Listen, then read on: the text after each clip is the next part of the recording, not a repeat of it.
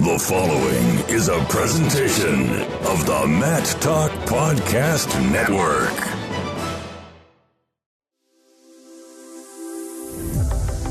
This episode and every episode of the Short Time Wrestling Podcast was brought to you by the generous and awesome support of listeners like you. Do your part and go to MattTalkOnline.com/join the team and make your monthly pledge. You'll get some cool rewards and perks like access to my Matt Talk Online statistical almanac, digital preview guides, and even some cool swag like shirts, hats, and pint glasses. MattTalkOnline.com/join the team.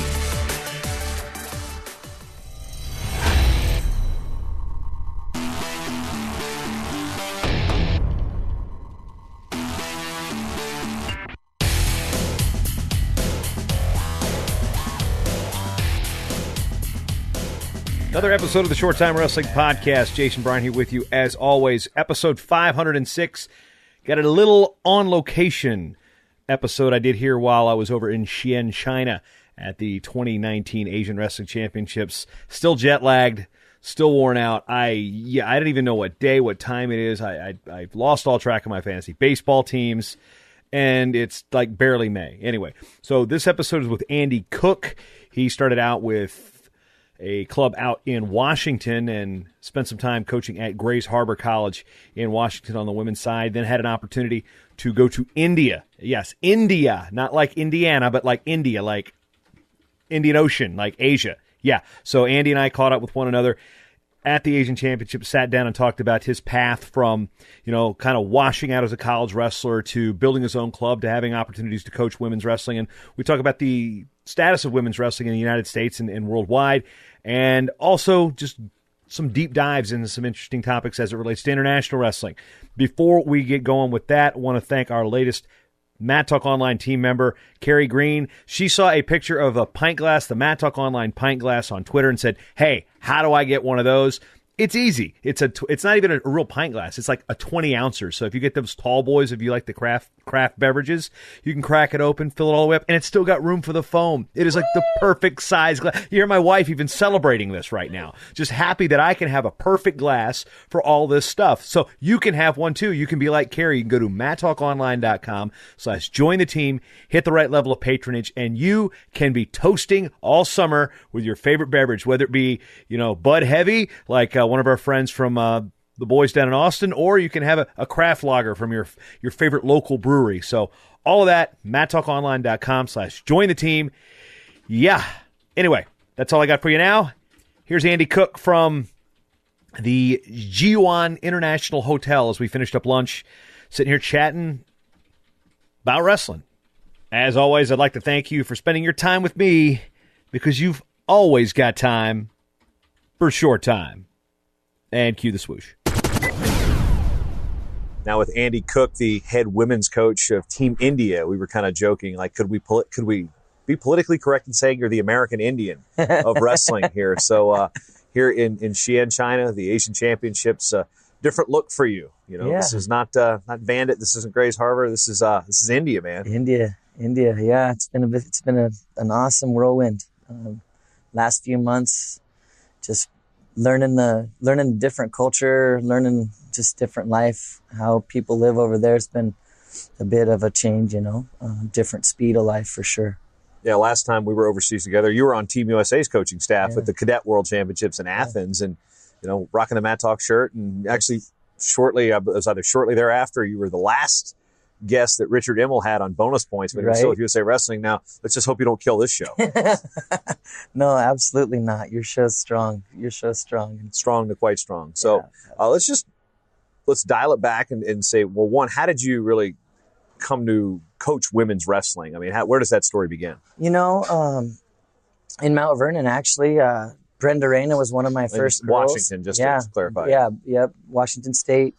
Brenda Reyna was one of my athlete's sisters, and she came in. Her sister was wanted to start wrestling, and her dad's kind of basically made Brenda come in, and that was kind of the start of it. I had 2-3 of them, and that built to, I think when I left Bandit, I had probably a good 15 to 20 girls training, and with 4 or 5 of them making big waves, making world teams, winning championships, Pan Am championships. Yeah. So I guess So it's it been was early. since 2011, I guess, has been a. Well, how long had you been running the club prior to that? Yeah, I just started running the club. 2011 was when I opened the doors. And her brother was one of the first athletes that I had on my team. So, yeah, kind of like. So when you go back and you decide to start a club, I mean, what goes into that? What, you know, when you started a wrestling club in 2011, I mean, the career path doesn't say, you know, national team coach of an Asian nation, you know, I mean, but what went into wanting to start your own club? You know, ever since my first days on the mat, I had big dreams. And I derailed my own career with partying and making poor choices and not giving my body the right symptoms to go win wrestling matches. I would stay out late. And Where'd you go out of high school? I went right away out of high school. I went to UT Chattanooga. Then I went off after that to North Idaho, and then I went that was my last wrestling was at North Idaho, and then started coaching in '99. Went back home, and I was working construction.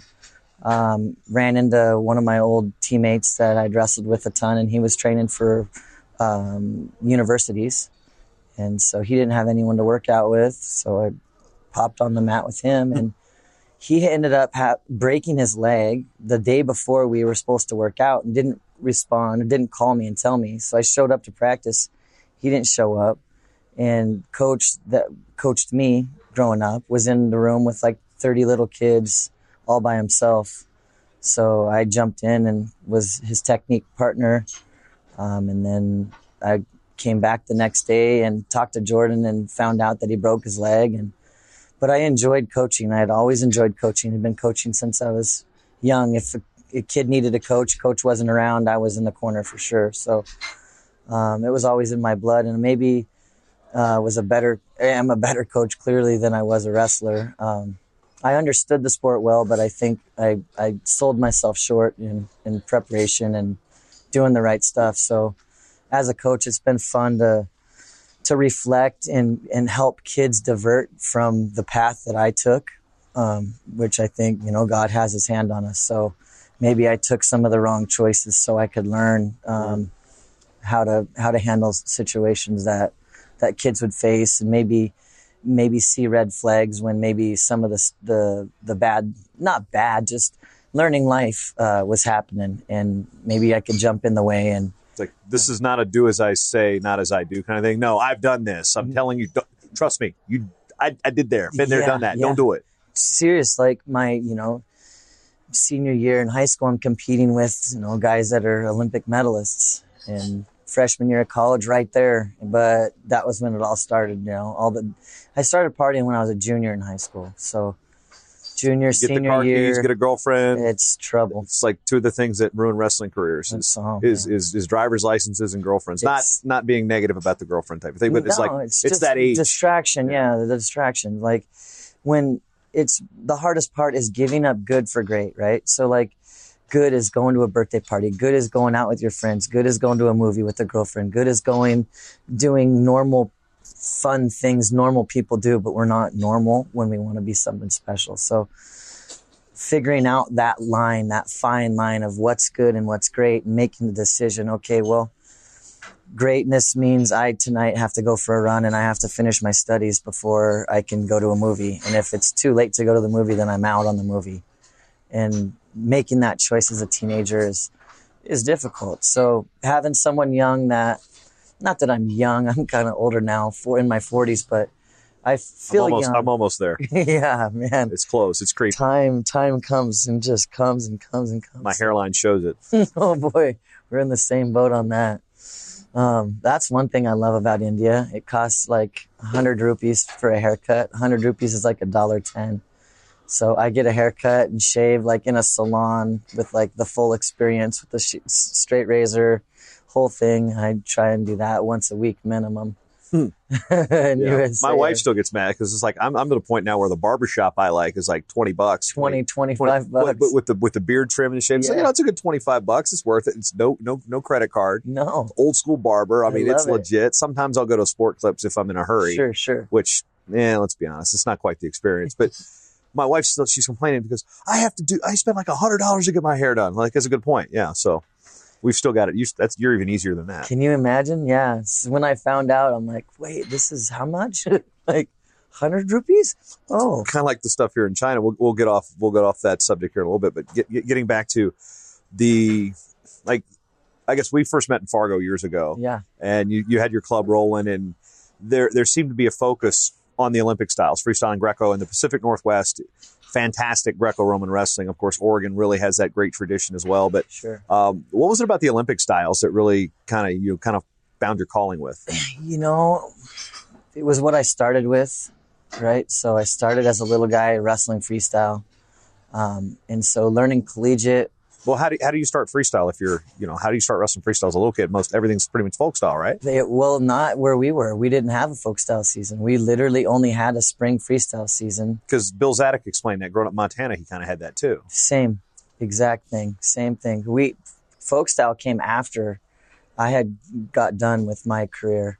So folk style was only in high school, middle school and high school. So my first folk style match, I guess probably 6th grade, I went to like the Northwest Championships and then the Oregon Classic. These were the 2 folk style tournaments that we could do that I guess were available for us. There wasn't anything in Washington for it. So I guess from 2nd grade all the way through 6th grade, I had just wrestled freestyle and Greco. And my coach was really good. I had Ron Bessemer was his name. Rings a bell. Yeah, and he's coached many, many, many good wrestlers. Like his athletes are like almost exclusively all coaches now. I bet my group, there's probably 25 of us and like 20 are coaching. So it was his influence really rung us up. Who are some guys you had some scraps with back then, coming through high school that people may know? Oh, yeah. I wrestled Abbas a few different times. He pounded on me. I had a close match with him at World Team Trials. He still teched me, but it took him a long time. Yeah, he didn't get me at 1 minute. He got me at 5:50. It took him 2 or 3 takedowns maybe to get me. Let's see, Jeremy Hunter. I wrestled Jeremy Hunter a bunch of times. He coaches at Illinois. Let's see, who else? Jamil Kelly. Had some wars with Jamil. Mikey Zadok was a little bit younger, a year or 2 younger than me, so he was in a couple of my brackets, but I never wrestled him. Yeah, you're like, who's the cadet with a beard? No, just serious, right? No, we kid Mike because we care. That whole group was awesome, right? I had a great time. Eric Guerrero was always like a weight class above me, so I always got to watch him compete. And a lot of times we were back to back on matches, on mat or whatever. So Abbas was probably the best athlete that I wrestled. Just between him and Jamil, those two get down. Got some Olympic medals there. Yeah. It's like you don't feel so bad about hindsight. Hindsight. Well, maybe mad at the time, but I'm like, okay, they ended up doing pretty good. They were themselves. really good. Yeah, they were really good. And, yeah. Well, so coming from the club, there's an opportunity to be the women's coach at Grays Harbor, which is we were talking yesterday about how it's kind of in a limbo of athletics because they had just restarted athletics. It's a junior college, but it has 4-year programs, and its men's team competes for the NCAA. The women's still under the WCWA, and the opportunity to coach college wrestling and then put a very tiny school on the map. I mean, it was, Grays Harbor had, notoriety almost immediately. What was that experience like? It was really awesome. Really, really good for me as a coach. Just learning the ins and outs of college coaching and coaching at that, I guess, second level, right? Being as a club coach, I still dealt with parents a ton. So just working with the athletes and focusing on the athletes was a really good relief for me. I didn't have an array, I didn't have 4-year-old boy to 18-year-old. Shoot, I coached 40, 42, 43-year-old men, at the Open. So my club had that variety. Had first day to Mason Phillips to Brenda Reyna, right? We had a very, very big, vast. Did you ever have like the 40-something-year-old first day guy? Oh, yeah. They're in there as well. So there's part of me that wants to kind of go back out. more or less from a physical fitness kind of way. But the problem is the only clubs I really know in Minnesota are, I don't know, Pinnacle. Yeah. And I don't really want Paulson's high in. school kids to beat the crap out of me. Because I've forgotten pretty much everything the barely bit that I learned. Like riding a bike, though. Like trust me, I wasn't good at riding that. My bike still had training wheels on it when I stopped wrestling. So it's like it's going to be kind of hard. Jiu-jitsu is your calling, right? I don't know. I finally learned how to down block at age 32, thanks to Mark Strickland, who just won Masters Nationals, and then congratulations, Mark. Yeah, learned how to level change finally because I was showing my kid wrestling stance. I was like, wow, my daughter's level change is better than mine. So. I did go out and work out Greco with the Storm one time with JK, who's from Micronesia, and Jay Clark came in, and it was like I was just pummeling and playing soccer, and I woke up the next day going, ow, ow, ow. So, yeah, no. Part of me wants it, but as far as like, but back to the club thing and coaching college, you've got kids that are, they're away from their parents, essentially. Yeah, I mean, it's so still that was mostly a commuter school, curve. But. Yeah, so community, we didn't have dorms, so we had to work on finding housing for the kids, and that was really difficult. We ended up getting a couple different donors to donate, not donate, but let us rent buildings. At fair market price, of course, because that would be impermissible benefits. Yeah, no, absolutely. It was all legit, just difficult, not necessarily being, I knew, kids were going to party. Shoot, I partied. The hard part was helping them curb, slow it down. And I think that was one of the things that we really focused on is getting that under control and getting our homework and getting our schooling and everything taken care of. I preached a timeline. So everybody has, for a semester, they fill out 24 hours a day, 7 days a week, exactly what they're going to do each hour. So when it's time to have a little freedom, they know, okay, I do have freedom here. I have a window that I can play, and or I don't have freedom. I have this or this or this to do. So teaching these kids how to time block and understand how to utilize their day, and that helped us get on the map quick. Had a good relationship with a lot of athletes prior to going to this school, so kind of helps when you're a small. What the heck is a Grays Harbor? What is a choker? What is this? And then Ronna Heaton shows up. Yeah.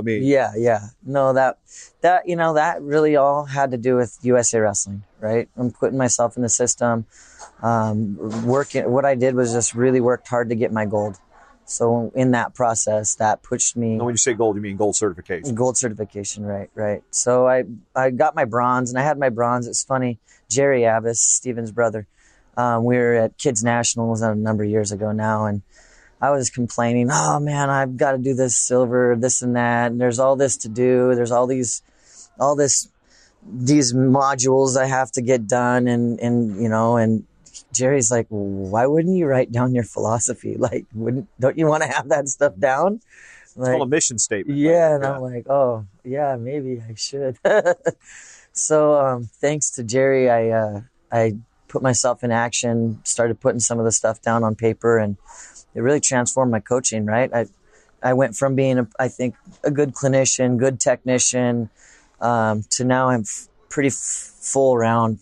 I've got a good idea on how to periodize and practice plan, and I know how to push, with pretty much in every angle, with technique, with mentally, with all the aspects that are important. So that really, really prepped me for being able to be the international coach that I am. USA Wrestling's big. The system is awesome.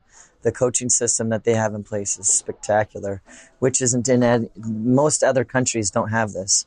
So USA Wrestling's ahead of the game with that. And I think just like having to teach bronze courses and having to do some of the things that the modules made me do, going abroad, spending the money, figuring out how to get money and come abroad. When we first international event we met was in Uzbekistan. Yeah. And I learned about going to this event 10 days prior to the event. And I was able to come up with the money. Not that I had it, but we GoFundMe'd and we did all nonstop from Seattle to Tashkent. That's twice a day, right? Oh yeah, yeah, you know it.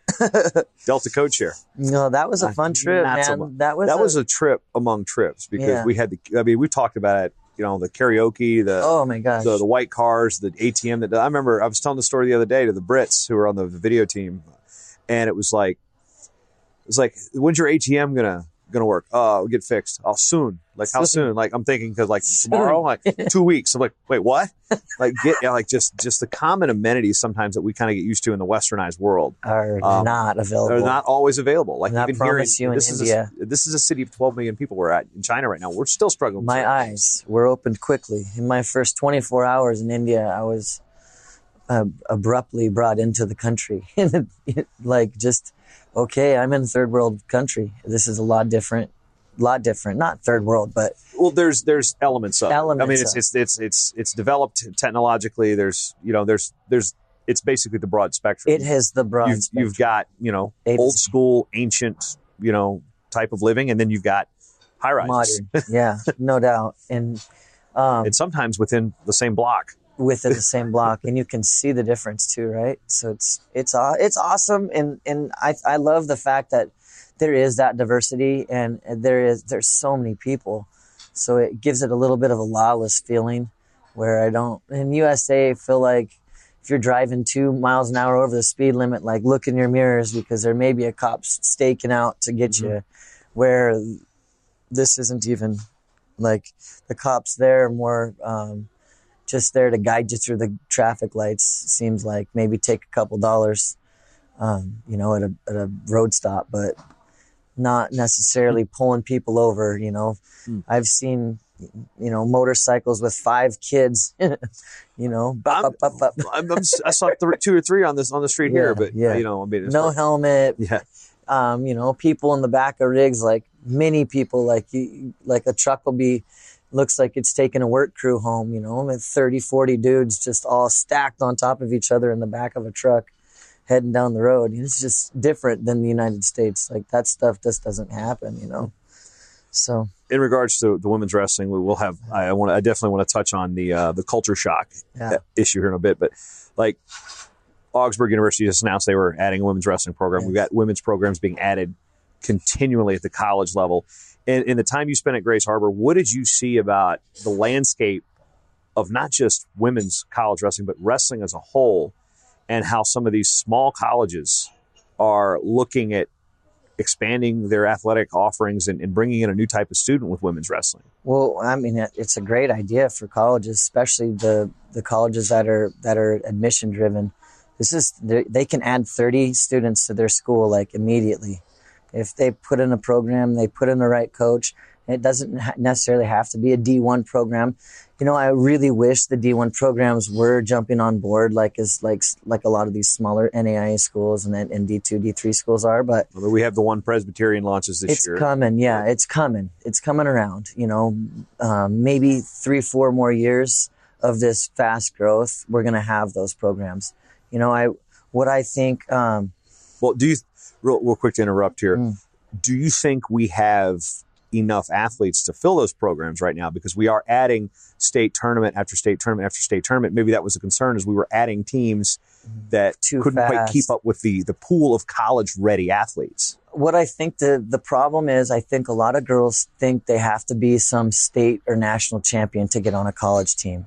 And so I think a lot of the athletes are washing because of that right there alone. They feel like, oh, maybe I didn't place at a state tournament, so I'm not good enough to go on. Well, that's just a lie, right? Like a flat lie. It doesn't matter how old you are. If you want to be good at something, you can put your time in and you can be good at it. So in wrestling, a lot of these girls are wrestling folk style and they don't, they're either they've wrestled folk style or they're scared of freestyle. And it's been against the boys too. And it's been against the boys. So a lot of them really don't realize that they could go and make a big wave right away, even though they may haven't done a ton in their high school or done a ton in their folk style wrestling. But like for a small example, Kateri Rao, this girl, she's ranked in the senior level right now at 50 kgs. She's a multiple-time All-American, 3-time All-American. She was 5th in high school state as a senior in folk style. 5th. next year was Pan American team member. So just give, the girls just got to give themselves a little bit of credit. Say, hey, maybe, try. Just get out there and try it. Get on a mat. Who cares if you're the best one? Like maybe you just need to get slapped around a little bit till you are the best one. Maybe you find a coach or find a teammate that, like you can be in the journey with someone that's on the Olympic journey, and you be their practice partner. Sometimes you can get towed around places because you're a practice partner, and all of a sudden you're winning the tournament, and you were just a practice partner before. Now you're the one. So, but that's a mindset shift too. In India, there's a little bit of a culture shock for me with that. Like there's a system in place where like the older athletes have younger athletes that watch after them, take care of them, we'll go and get water for them, we'll carry their bag for them, we'll drive them to practice, or whatever the case is. And a lot of times it's their practice partner, and a lot of times they're making that practice partner really dang good. So my younger group of Indians are phenomenal. The junior and U23 age group is really, really deep. And I think it has to do with a little bit of this big sistering that goes on. As we look at what's going to happen, the NCAA hasn't yet labeled it as an emerging sport. That's coming. The NAIA had an invitational. Yeah. It's an invitational sport. So there's going to be two factions. We're getting to the point where there's going to be a split. And then there's also schools that are in the middle, like Grace Harbor would be in the middle. Springfield Tech kind of in the middle. This will hurt the growth. Growing pains, though. I mean, It just maybe for a year or two until the other programs can get their feet underneath them. So it only will maybe affect the NAIA schools, right, at first. I think the D2, D1, D2, and all the rest are going to be lumped still into the WCWA. I hope the WCWA stays afloat for this. If the WCWA washes out, because the WCWA is needed right now. It's big time. At one point, soon it will not be needed. Right. It was not. I don't think when it was formed, it was intended to be serve everything for. Right now, it's been like 15 years. So we're looking at, or probably. I mean, there's been women's wrestling at national championships since 2004, I believe, 15 years. But and now we've got teams are still growing pains. The building, like some schools didn't go to WCWA because they're in NAI. I think Southern Oregon was in that. Yeah. In that respect, Simon Fraser is a Division II school. They went to WCWA. Of course, they're not in the NAIA, so they don't have that championship. It's an interesting point. I mean, but what's fortunate and unfortunate at the same time is the athletes might suffer short term. That it's eventually going to help the generation behind. No doubt about it. Just like Tricia Saunders helped Clarissa Chun in terms of that 100%. Generation, and then who helped Helen Maroulis. And I think the other thing about it too is like getting through. If we get another 2 or 3 years more girls coming out and becoming coaches, that gives these programs more women leading the programs, and I think that's very important as well. I'm a male coach in the women's world, but I think the next wave has to be women, especially in USA Wrestling in the United States. And with Augsburg, Chad Shilson just did and his daughter Emily, of course, many know she's a cadet world champion, and competing at the Open as we talk about this. Is the point is Augsburg and Jeff Swenson, they wanted to hire a women's coach, and they went through their checklist. Yeah. And said only after they went through their checklist of who they wanted on the women's side, and a lot of them were already in very promising positions, that said, okay, then we look for the men. So I like that. I think that's important. And I think that's important for the growth of women. So having a strong women's coaching staff, obviously, like, I'm not a woman, so that's what I was getting at. So you're preaching that. You've taken over a women's national team coaching spot in another country, right? In a country where women had to really fight to get on the mat. I think it's the same fight. It's the same exact fight that the women in the United States are fighting, and I think that's why a lot of the girls that see that movie Dongle have a real kinship with it, or like, wow, this is really freaking awesome. From what you've seen from an outsider coming in, how realistic? I mean, there were some creative royalties taken with match outcomes and such like that as far as the movie goes, but in terms of how these girls, like, and how they grew up and where the pits that they wrestle, the sand wrestling and such, how true to life is that story? That's true to life, right? That's not their story, but I'm saying the entire scenario. That's how it is. That's how it is. They grow up in Akatas. The boys mainly grow up in Akatas. and the katas have a dirt wrestling mat and a wrestling mat, and they get up at 4 a.m. or 3 a.m. and they train until the sun comes out. And then, I mean, it's just a different lifestyle, right? Like, school isn't necessarily, I wouldn't say it's not important. I think it's just as important. It's just different, right? It's set up different. So a lot of the boys just go straight, and they're in academies wrestling from a young age. And a lot of the girls are following suit and coming through that same side. So, just like any sport, right? In India, it's the oldest sport in the world, and it started like in India in that region. So it's been around forever. It's just very, very, very deep. And the traditional sport, like our folk style, is their dongle, right? Dirt wrestling, and the dirt isn't like rough dirt. It's like almost like a red clay. Yeah, but it's soft, right? And they've mixed in oils, essential oils, and so it's like a mixture. It's not just dirt. So it's like not horrible for the. It's not like going out to the softball field, right? In wrestling, that kind of dirt. No, it's a bit different. Yeah, clumpy clay. Now, the move to India, you left Grace Harbor, and you were going to go to Wayland Baptist. And then how does this India thing roll? Because I mean, it was like you're the going same through exact time, right? So you got your certification. You're like you're moving up the ranks. But when people think women's next level coaches, of course they're going to like, okay, who's on Terry Steiner's staff, right? Like, or they're not necessarily going to look at Grace Harbor College, right, or wherever right. wherever you were supposed to be. This opportunity with India came up at the exact same time as the Wayland Baptist job came up. So it was like I had put in for both, and the India job for me, I felt like was the right move. Obviously, I just thought the opportunity. I've been preaching and dreaming Olympics, and this is an opportunity. My contract signed through the Olympics of 2020. It's just like everything I've been speaking is coming into existence. I don't know how or why the moon shined the way that it did and opened this opportunity up. But I feel like, I've always been a risk taker. So taking the leap, moving far, away from my family, just a bunch of unknown questions. Yeah. How does that work? I mean, you're over there by yourself? I'm over there by myself. Yeah. So it's pretty difficult. Me and my wife she's in the military, right? Mm-hmm. So she's in the Air Force. She's deployed a couple different times. So we've had this same dynamic multiple different times with her being gone and me being home, but now opposite. So she just actually got a ticket yesterday, day before, to come out. She's going to come out for 3 weeks. We're going to go to Thailand as well and just do some traveling. But this gives me that opportunity where working in the United States is such a grind. Mm-hmm. It's a lot different, not quite as easy to travel and have vacation time. I haven't ever had vacation. Yeah.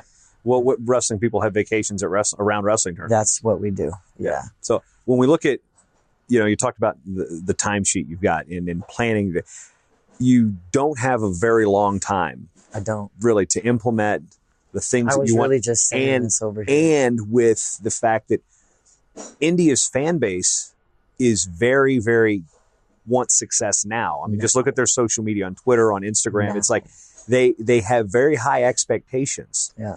How do you try to temper those expectations, not just with the fan base, but your co-coaches who might, and people in the country that might be looking at you going, okay, come on, let's go, dude. Where are your gold medals? Are you qualified enough and you to coach? See, we've had a rough tournament so far. I mean, we have opportunity for 6 medals out of 10, but no, that's the one thing that I also noticed about, when the Indian fan base is rabid as they are about sport, there are inconsistencies in traditionally. I mean, you will have an athlete like Sakshi Malik will win a bronze medal at the Olympic Championships, and then she will lose to a very good opponent, like at the Commonwealth Games, and all of a sudden, well, what happened? She was supposed to win. No, there are good opponents too. So again, tempering the expectations of and sometimes even the maybe knowing, right? Icho lost today. Yeah, I mean, tempered expectations. Yeah, it's hard to.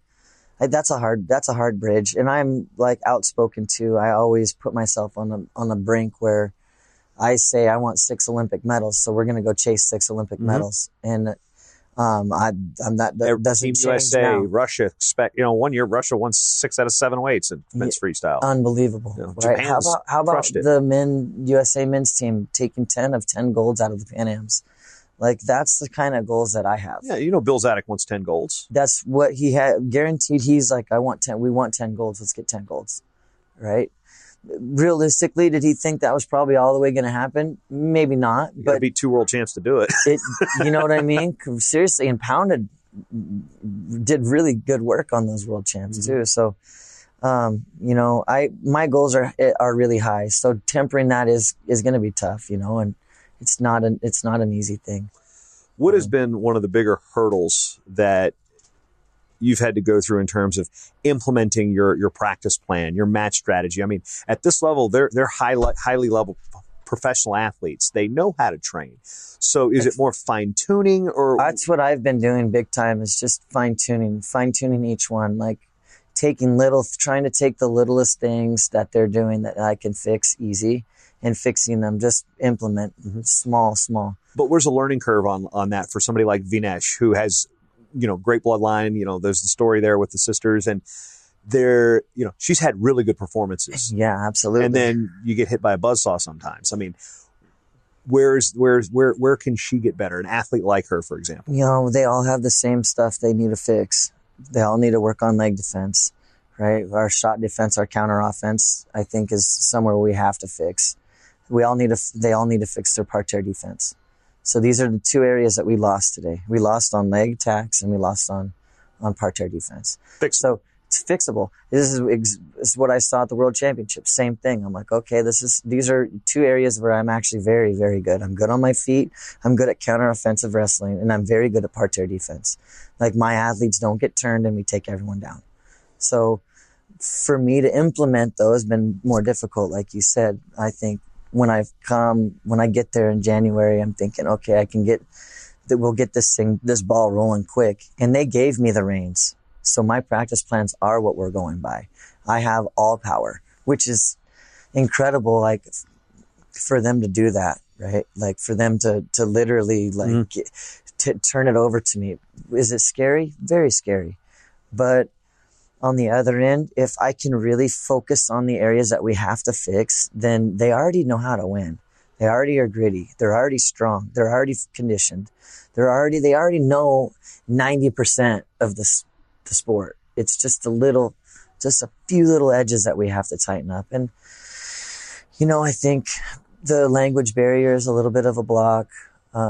Because I noticed, like, in the way international wrestling is, there's the coach that's mat side, and then there's another coach that's off in the back, and you've been in the back. Yeah. And for a reason too. I don't want to step on toes. Right. But also communication wise, if I just sit there and tell coach what I'm seeing, so sometimes if you watch me, I'm just telling coach. Sometimes I'm yelling at the athlete because I'm used to. I don't yell. I'm not a big yeller. It's kind of hard to unwire that wiring. It's right. But I'm also like letting coach know, hey, we're scoring. Every time we've worked our snap, we're scoring. We're really close. Every time we need to circle right. This girl's attacking to our with her right hand. We need to control her left hand. It's like I can tell coach what to say, and then he's saying it. So I think that was at Beat the Streets. That was a little bit more difficult because I was alone. So I had to pull an athlete aside and say, hey, I need your help. Like, help me coach them, and, and just to take time, it's going to take time, take a little bit of time. Speaking of Beat the Streets, Hollywood versus Bollywood. I mean, it's something, again, the movie has kind of exposed Indian women's wrestling to our American fan base. I mean, I watched it on the way to the Commonwealth Games, oddly enough, and I thought it was just a fantastic flick. I mean, again, it's probably up there in one of the better wrestling movies ever made. Absolutely. I mean, it's even got, of course, it's got the little Bollywood tag to it with the dancing and such. But what was it like to come back and be like, okay, we're putting India on a stage that previously it had been the Japanese and the Russians for the Beat the Streets events, and Beat the Streets LA with this event. It was awesome. I felt honored. I felt, I felt really welcomed, and I was happy that I was able to be the coach that got to take the team in. They put on a spectacular event. It was beautiful, beautiful venue.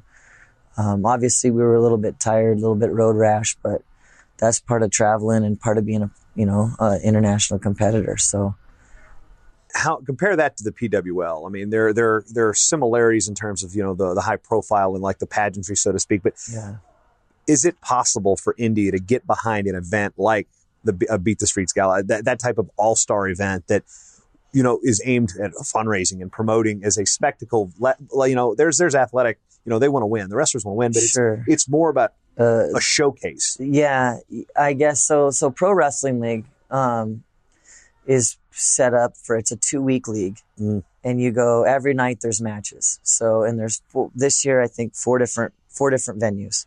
So we were like at a week or half a week. Maybe it was 3 venues, like a handful of days at each of the venues, and then so we had 1 match or 2 matches at each venue, and then the league is super cool. Like small venues, pretty good crowds. Universities, decent crowds.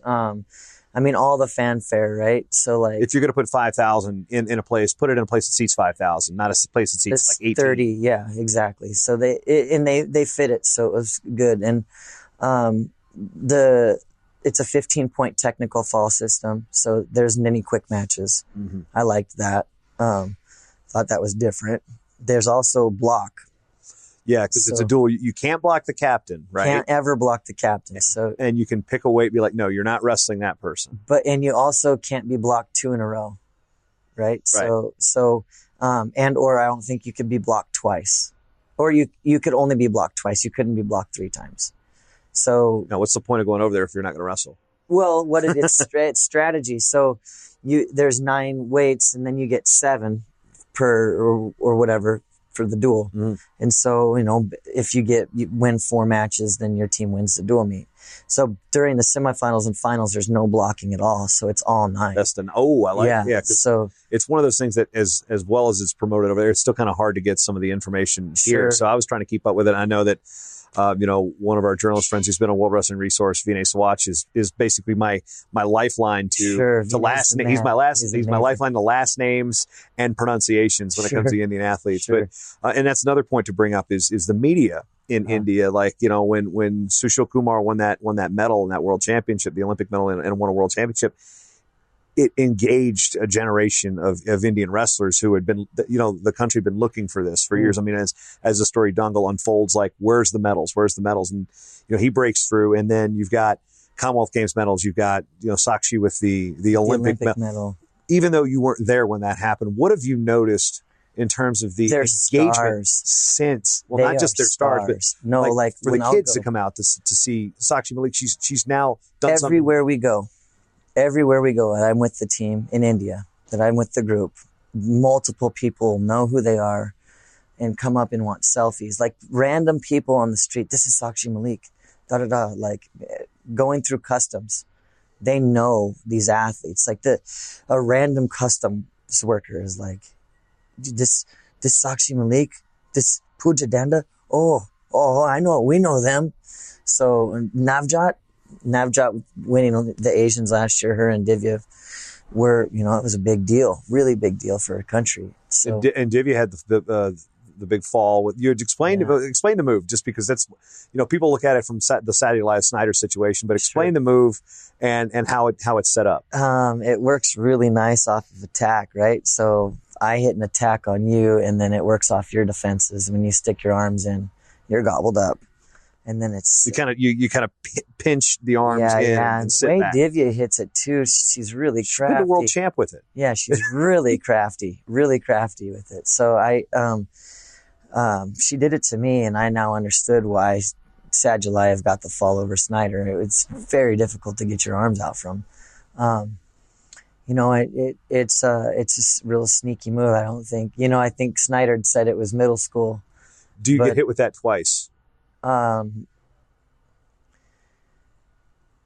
There's a good chance you get hit with that twice. Okay, because what Divya did, she didn't let go of it. And then just reset through. So that was a real impressive move. But again, Taleb Rahmani from Pitt, My buddy Nate was saying, dude, you got to find this clip. I think he did with Sadulai but to Snyder. So, but Taleb had been doing that for years. To everyone. Yeah, and that's his kind of his thing. And then you see it. I usually see it. I saw it first with the Swedes at the Schultz. They were nasty with it. Yeah. So who was it? Ida from Sweden was nasty with it. You're stuck underneath. There's nothing you can do. It literally captures your elbow and you can't pull out. So, no, it's a tricky little move. They have a name for it. I can't remember what they called it. They have a name for it though. As soon as I get it, I'll give it to you. So as you've got this through 2020, you've got the Asian Championships September in what's now Nur Sultan, Kazakhstan. Mm-hmm. What does the WFI, the Wrestling Federation of India, what do they put on you as a coach and I guess your other styles, even though you guys don't train in the same place freestyle and Greco does, that's kind of unique. But what's when you get hired, there's a expectation. We talked about tempering expectations, but what from here, with the performances being what they may be, from now till September, how much oversight are they going to have on you and demand? I don't want to say demands, but I think that they're still going to allow me to run my, the program that I'm running. I think personally, I would like to have at least 2 years with this group, to get my style and my stuff implemented right. I want to have a contract through 2024. If I have that window, that 4-year window where I have these girls for 4 years with the group that I have, with the young group that I have, I think that I could make some really big waves. Going as we go through the rest of this year, we go right back to work. Camp starts back up the 1st of May. So 2020 is the focus, but 2019 is there's going to be opportunities for 10 medals. Yeah. So, yeah. And it's, you're relatively in the same geographic, it's not a huge, it's travel. It's Kazakhstan, but it's not like you have to go around the world to prepare. Fun. So, the acclimation is not going to be as bad. So, how important is 2019 for 2020? Well, it's pivotal. If we go and we put medals on the map, that qualifies us. Or if you're at least wrestling for medals. Yeah, if we're wrestling for medals. Yeah, if we're wrestling for medals, we're qualifying, and we need to qualify. So I want all 6 weights qualified at the World Championships. That's like a must. That takes a huge amount of pressure off our girls through the year, obviously. Especially with this continental. I think I was talking to Ken Morantz from it's ridiculously tough. The women's of the 3 styles, the women's Asian continental is probably deeper than men's freestyle and Greco in terms of, we've seen what DPR Korea did today. And when they show up, they show up. Come on, right? Just looking at the brackets, you have, out of the, around 10 girls per weight class, you have 6 girls in the top 10 in the world. Where some of the other continentals will have, because no matter what, Japan's number 3s are going to be ranked in there, battling for a gold medal. Typically, here it's unbelievable. Tough. China is an amazing women's program now. It won 5. I think it won 5 golds here last year, 5 or 6. It was, and again, and they're here putting it on again, right? Didn't have the greatest day today, but put 4 in the finals yesterday. They've got another in the finals, so they're going to put 5 in the finals at least. So, but again, that depth. So. And which leads to the question is your better athletes, the ones who are, expecting the weight shifts. Where do they start coming into play? Because to qualify, it's going to be bumping good wrestlers out of the lineup. They're going to be at suboptimal weights. How do you balance that as a team component, or is it still in your eyes? It is an individual sport. It's an individual sport. So individuals first, right? So we need to focus on what's going to get our athletes to be the best they can place each. Once we can individually do our best, then the team thing comes into play itself. I think that I was really lucky. I had a really good high school career, really good high school coaching, where we had teams that won state titles for Washington State, and we were focused on individuals, right? So our teams won, but it was because of our individual performances, and we just focused on each kid doing their part. If I did my part and he did his part and he did his part, then the team thing worked out on its own and we didn't have to really worry about that part of it.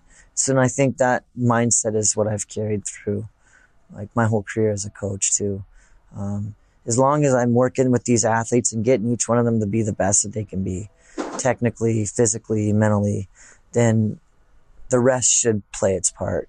Obviously, our sport one day can be great, one day can be really sour. So, knowing that's part of the game, and we just got to keep marching on. It was a tough day today for India, right? We lost some heartbreaking matches, and I think that's just a part of it.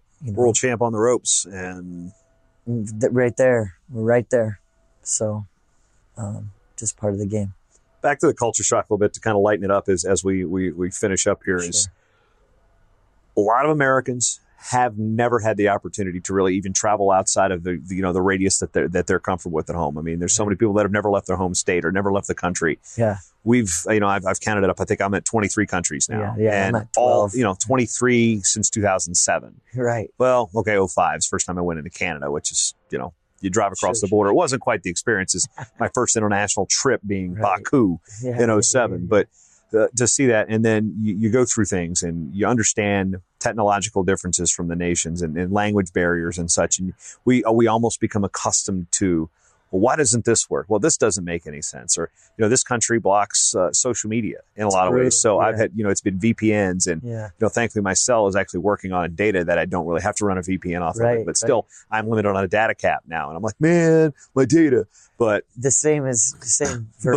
But what was one of the first things that when you moved to India that you looked at and be like, this stereotype of this country is completely overblown, and it's like, this isn't like that. I asked you about the water, or what was it? I asked you, did you get sick? Yeah, no, I haven't been sick at all. Yeah, and I was so worried about the food. I have a soft stomach, so in the United States, I'm picky with what I eat.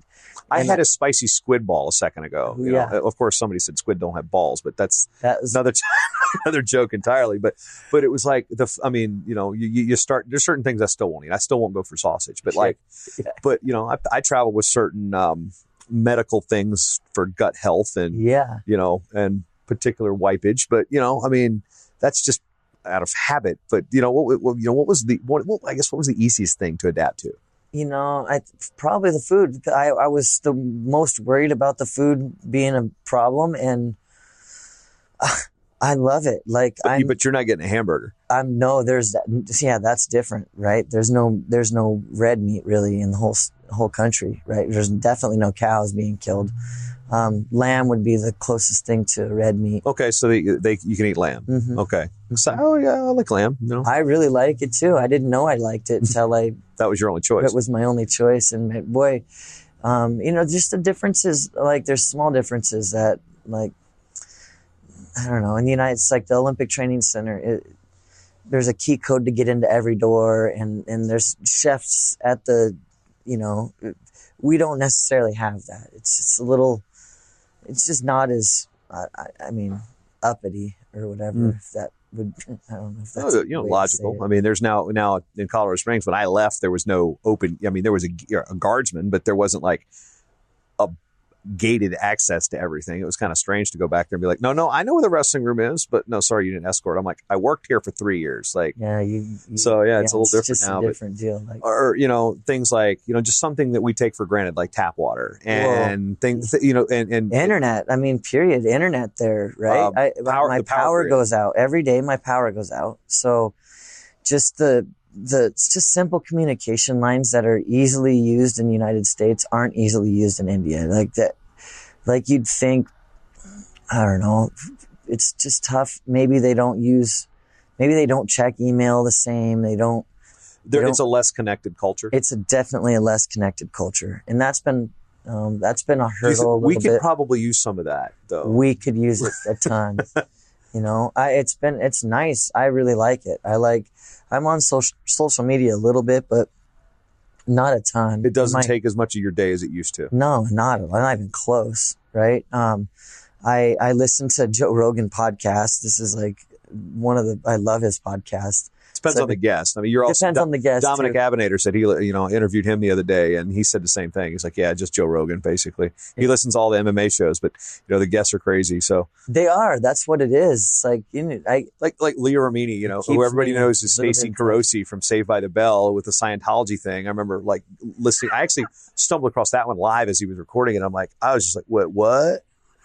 And then the Alex Jones guy, he's kind of the one that I look at as that guy. Yeah. that freaking guy. So It's insane. yeah. No, so I think that Joe Rogan's kept me connected to the United States quite a bit. It's been In nice. probably a very different manner than like cable news would. Yeah, than I've ever really. I mean, I started listening to his podcast this last year, so it's not even like I've really listened to it a ton. Which is strange because I know from just the podcast tech, like certain things, if they're listed as explicit, like India's iTunes store or Apple Podcast store, I will have to VPN. Yeah. See, I was wondering because if it's explicit, it will not show up in India. Yeah, there's a lot of things that like Amazon. Mm-hmm. As soon as I'm in India, my thing changes to Amazon India, and I lose my Prime, and I lose all those little things that go with Amazon. I had to buy the Amazon India Prime, which is fine, but then I have Bollywood movies. So it's like I don't really dig into Bollywood movies very much. It's a different. I really haven't either. So I mean, there's some stuff. I've never even seen Slumdog Millionaire. So I haven't either. You know, does that? I guess that will have to be. We'll probably have to watch. The other Indian movie that I watched was $1 Million Arm, and I was like, "Oh wow, yeah!" Because they actually they go to Lucknow where I'm living, and there's a little part in Lucknow, and I'm like, "Oh my gosh, this is where I'm gonna be." So I watched that like right before I moved. That was actually a really good movie. I was impressed with that. Lastly, what are some things that you've learned already? It's only been 4 or 5 months. It's you've gone through a PWL season. You've got you're training in a situation where there's a lot of pressure because of expectations that the sport itself kind of demands. You've got new coaches in Greco. You got new coaches in men's freestyle. I mean, it was turned upside down. We flipped. Yeah, it's been flipped on its head. I think learning to speak the language, learn to listen to hear Hindi and being able to speak Hindi. That's going to be a major benefit for me. I've been working hard on that. What about the alphabet? Man, I don't even know what it's called. I don't either. I couldn't tell you either. Because I can't look at any Japanese or Korean or Chinese character or Farsi. I'm taking Duolingo. It's like I've got the app. I haven't used it. I've been digging in. I like it. I actually like it. It's like a game for me. I play it every day. I'm not super good at the language, but I'm starting to pick it up. And the more that I pick up, I feel like the more that I'm trusted by them. Just building a trust. It shows you're trying to assimilate. I think that's a big deal. And I think that the girls see that I'm here for them and I'm focused on them. I'm not only going to go coach the one girl that's good. I'm all about... You'll take all the wins, but you'll take all the losses, too. I will take them all, yeah. Win or lose. And sometimes I help, some of the athletes in the room that maybe haven't ever been helped much. But I feel like if we have our full room is good, then it doesn't matter who we're competing with, which girl we got matches with or we're drilling with. It's not a problem, right? So, I think teaching my style, I'm on the mat way more than they're used to being on the mat. So implementing that stuff, just some little things, language and implementing exactly what I want them to do. Because what I want them to do is a big change, maybe from what they're fully used to. So switching myself up so I'm making the correct moves and not making anyone mad, and keeping all the bridges easy to cross and keeping communication levels high. Why I'm doing what I'm doing. I try and explain this is why I have this process in place and why I'm thinking this is what we need to be doing for training, and working with coach. And obviously I didn't want to come in and step on anybody's toes. I was very scared about this. And like the very first meeting we have, they sit coach down, me down, and we're in this meeting and they're like banging on the rice tray over there or something. In case that's what that is, by the way.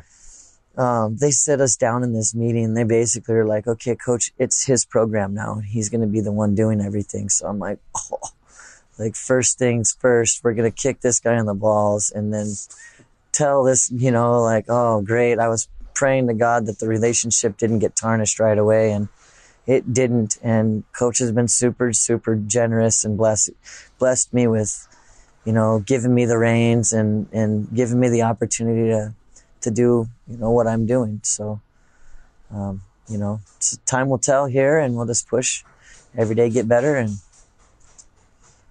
Yeah, it's about that. That'll be a wrap from Xi'an, China. Now, next time we'll see you, we'll be in what's now Nur-Sultan, Kazakhstan. Nur-Sultan with an eye towards Tokyo. Andy, been good catching up, man. Yeah, brother. Thank you so much, Jay.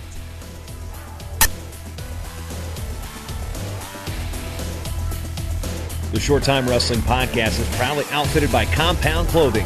Shirts, singlets, custom gear orders, everything you need. Call up Cliff and the crew at cmpteamwear.com. Hey, you know what? Did you like the show? You want to hit that subscribe button? MatTalkOnline.com/listen. Various different ways to subscribe to the show on your favorite podcatcher of choice. And if you're already subscribed, you already listened, and you love the show, and you want to support this show and this network, MatTalkOnline.com/join the team. Become a team member today.